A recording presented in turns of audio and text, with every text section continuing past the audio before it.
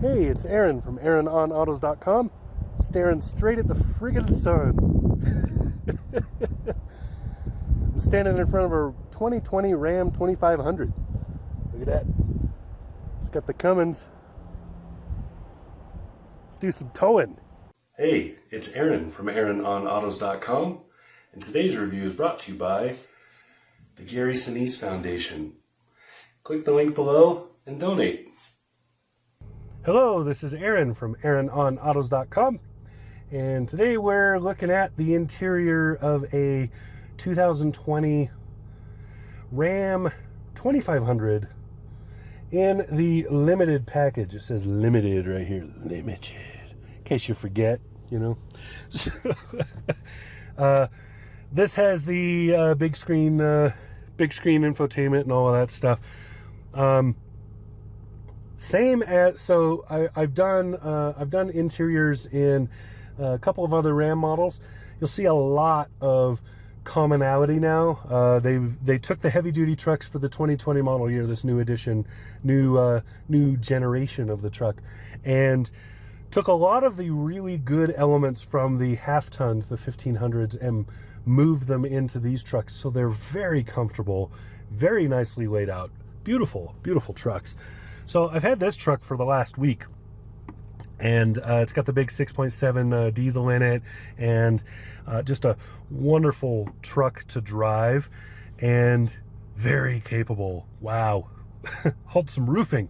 Here's a photo, I'll show you. This is me at the lumberyard getting some roofing. So anyway, I think we'll just get started, and I'll walk you through this. Again, this is the limited edition, so here's a quick look at the Monroney. You can pause it if you need to look it over closer. Here's a good look at the Monroney. This is what you're looking at in this package. Not cheap, but totally worth it. All right, so starting out in the usual, we'll get over here. Here's your door handle. You can see some of the changes on the interior. Here's seat memories right there. Up here you have some mirror controls.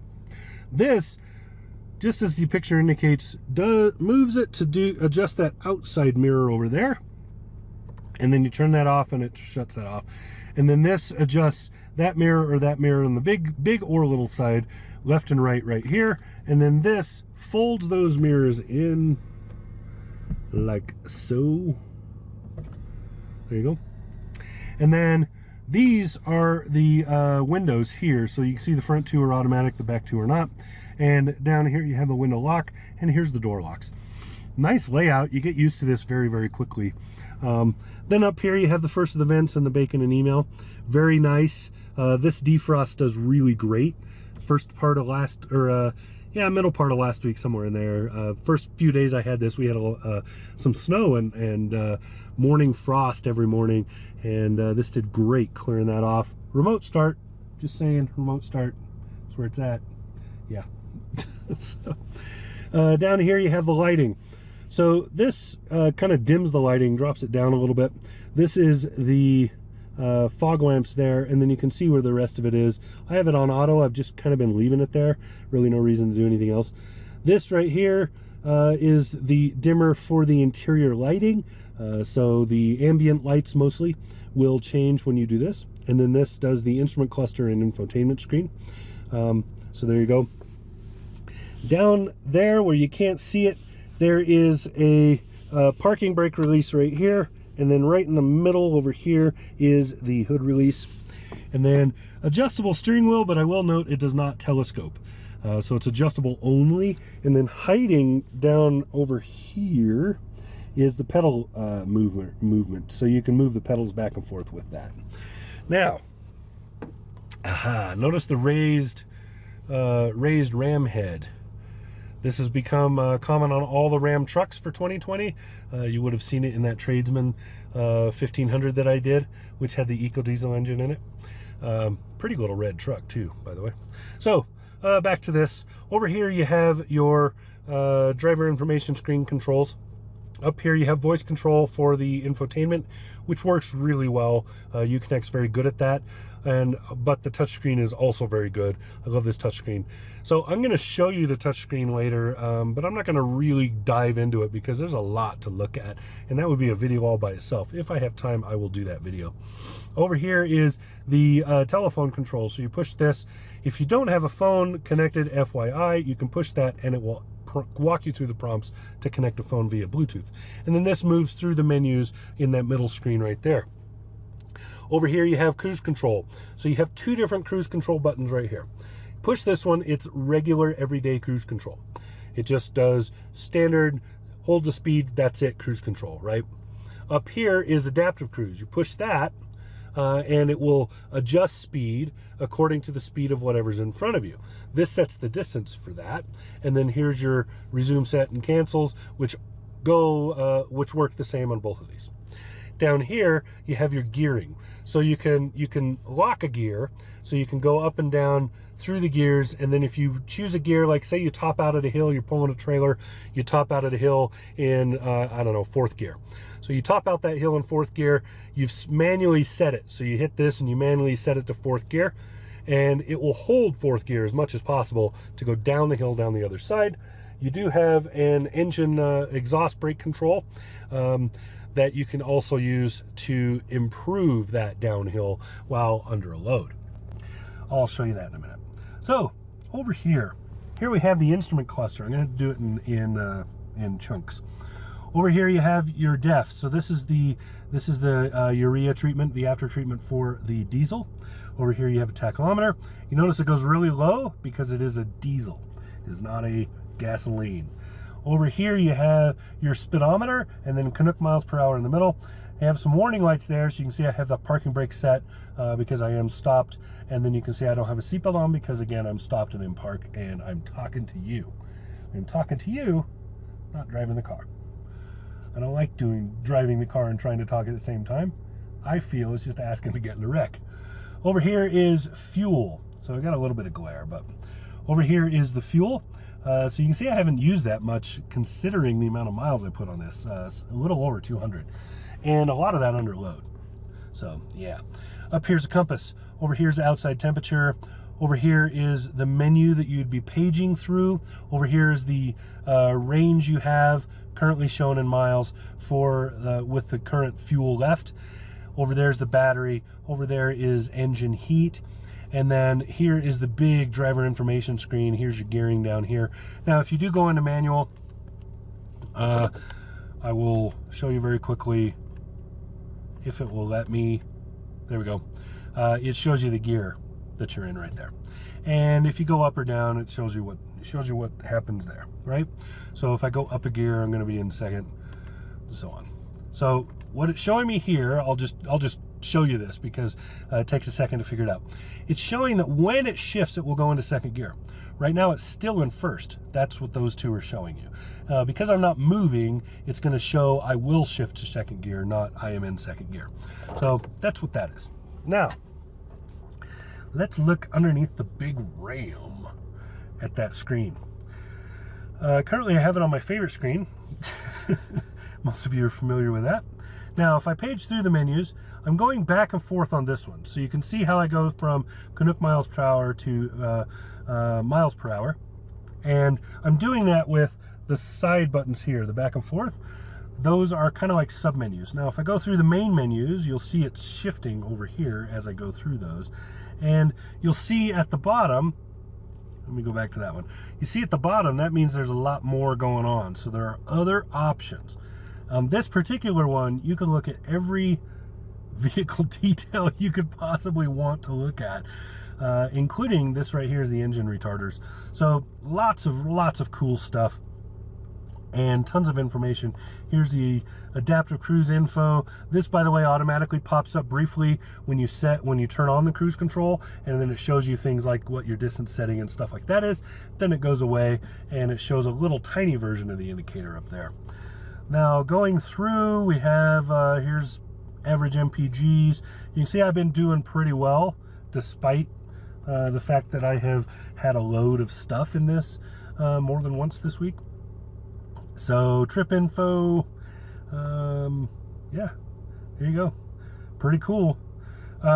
This is actually my total mileage after having, so I reset this after I did a highway fuel test. I did a highway only, I didn't bother with in town. I did a highway only fuel test just to see what kind of MPGs I get out of this thing in my usual 20 odd mile loop. And I got amazingly good numbers. So the loop is a total of 40 miles. It's 20 miles each way, and it's all highway driving. So other than the turnaround and the pull into the gas station, it's all on the highway at, I will point out, 80 miles an hour. And it was a pretty windless day, so it was pretty perfect for all of this.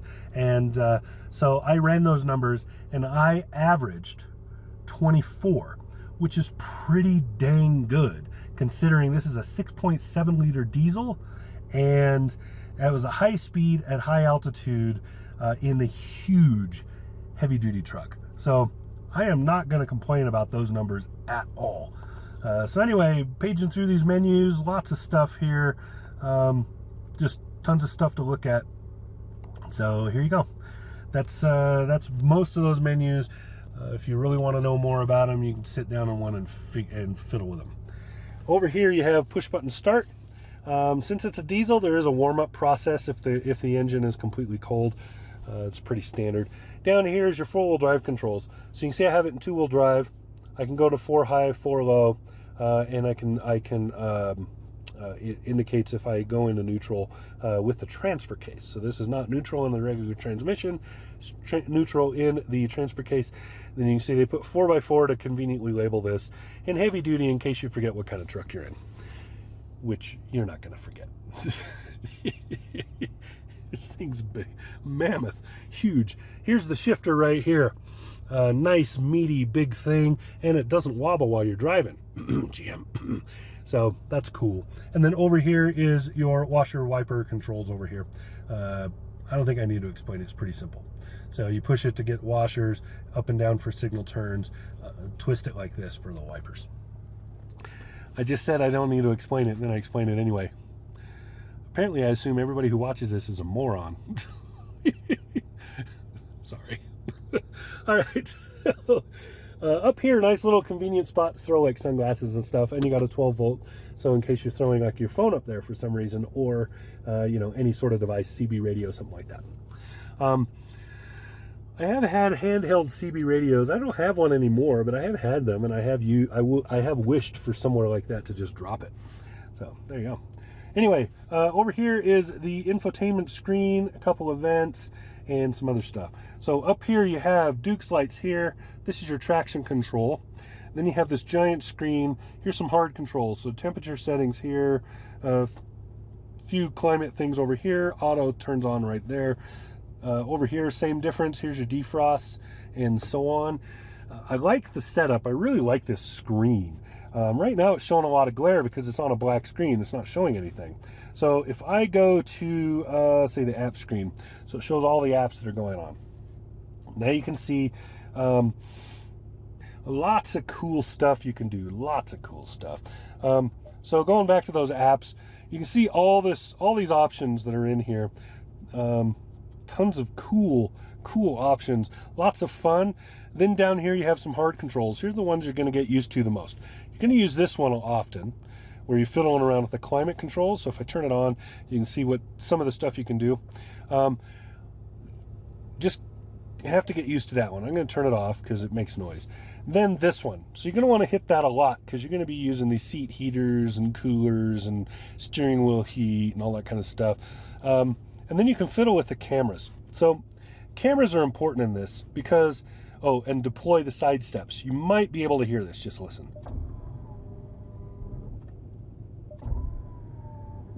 This has automatic side steps that go down and up. It's pretty cool. So looking at the camera, here's the surround views. This is useful because I'm using it to look at what's behind me and what's around the truck. If I only look at the backup camera, I'm looking from the tailgate. So you can see the Ram symbol right there, and that's out back. Now, if I need to change that because I need to like line up my gooseneck there or set up the fifth wheel, or I need to see over the top of a load to see what's behind me, there you go. Now from here you can see some more options. So if I want to look at the side views, here's the two sides, like left and right. You can look at those and check this out. How freaking cool is that? Wow. See, I can pan out. That is awesome. So useful too, because you'd be amazed at how useful stuff like that is in a giant vehicle like this. Now, I can switch, again, those cameras there, and then you can zoom a little bit. Boom. See? I want to see I want to look at my gooseneck, make sure I'm perfectly lined up before I try to hitch. Bam! That is awesome. So really smart use of cameras in this truck. I really like it. That's about it for this screen and most everything else. So close that out and go back to where we were. So yeah, neat infotainment, lots of stuff, Android Auto, Apple CarPlay, etc., etc. So highly useful. Now going down below it, over here we see trailer brake control. So you can see the gain and all of that. And then over here, you can change the trailer height. So you can lower the back of the truck. This has the airbag suspension. So you can lower the back of the truck and that puts your ball underneath your trailer, right? So if you have your trailer dropped to the height and it rides at, you can drop underneath it, go underneath it, and lift it back up. And you can do the same when you disconnect. Friggin' genius. Here's your engine brake controls. Here's tow haul mode. Excuse me. Smart to have, by the way. Smart to use this. Changes the transmission a little bit. Adjusts the vehicle stability and other things to incorporate sway control. And then over here turns off parking sensors. So if you need to turn off the front sensors because you know you're going to be up close to stuff and you don't have any choice and you're tired of them dinging, you do it there. Turn off the rear over there if you're, say, backing up to a trailer or something like that, and you don't want it going off while you're trying to do that. Tow haul mode turns those off automatically, FYI. Down here's CD player. Over here are the first of the USBs. There are 4 right there, and then there are more in the back. Pretty amazing. Lots of USBs. Down here, I want to show you all of this. So wireless charger over here. You put your phone in, starts charging wirelessly. You put anything else can clip in over here. You can have up to 3 devices across if you just have smartphones in here. Really cool. Or you can put a full tablet. That'll accommodate almost 10 inches of tablet, FYI. Then you have this big storage area. Now you noticed I moved this because you can do that. See how sweet that is? Somebody was really thinking. And down here you have a 110 outlet, or 115 probably, but down there you have a household outlet. And then you can move this. So if you need the drink holders, now you got drink holders. You don't need the drink holders, you move it back. You drop like your laptop, MacBook or something right here. You can have this forward and have it slotted down in there past this, so it's not sitting in that, down in there, and not moving a lot. Then you have this right here, bougie cover for some coin holders and a little extra storage space. Then you have this, which has a top storage space right here, which has another USB right there. And this is felt lined and pretty deeper than it looks, deep. And then you can open that. You can also open both of them at the same time. And then you see you have some useful engineering diagrams because it's RAM. And then down here you have this. So this max fill is telling you how far you can fill it and still move this, right? So that's pretty cool. Now, let's say you put a bunch of stuff in there, but you don't want it to slide forward. You put that up. Now it can't get through to there. Really smart little things they put in these. These rubber lifts out to clean and all that good stuff. Really, really intelligent storage in this gigantic box, which is more or less standard in every Ram now, by the way. I didn't have it in that 1500 Tradesman because it had the pony seat, so you could put the middle seat up and use it instead. So it had a limited storage. And then just look at this. So you have a proper British style glove box up here, and then you have your big American glove box to load all your junk in down there. Beautiful, beautiful vehicle. Beautiful setup in here. You have a Harman Kardon stereo in it, and just the colors are good. I really like the colors. The Limited is such a pretty package with such beautiful setup and layout.